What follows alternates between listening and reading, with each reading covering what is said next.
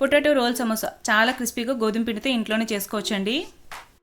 Mixing bowl తీసుకొని ఇందులోకి 1 cup వరకు గోధుమ పిండిని, అలానే 1/2 table spoon salt, 1/2 table spoon kalonji seeds, అలానే 1 టేబుల్ స్పూన్ ఆయిల్ వేసుకొని కొద్దిగా వాటర్ వేసుకుంటూ చపాతీ ముద్దలా కలుపుకొని ఒక 2 అవర్స్ పక్కన పెట్టుకోవాలి.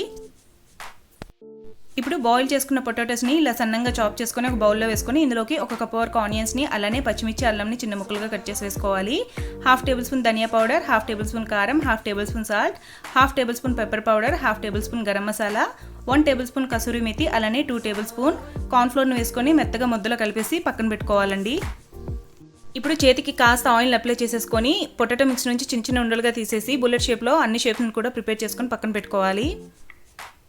చపాతీ ముద్దని 2 పార్ట్స్గా డివైడ్ చేసేసి ఇలా పల్చగా చపాతీలా పాముకోవాలి. అలానే ఇక్కడ నేను చూపించిన విధంగా లేయర్స్ అనేవి కట్ చేసేసుకొని ప్రిపేర్ చేసుకున్న పొటాటో స్టఫ్ను పెట్టేసి ఎండింగ్స్ అనేవి మైదా పిండితో క్లోజ్ చేసేసుకోవాలండి. ఇప్పుడు డీప్ ఫ్రైకి సరిపడా ఆయిల్ పెట్టుకొని గోల్డెన్ కలర్ వచ్చేంత వరకు ఫ్రై చేసుకోవాలి.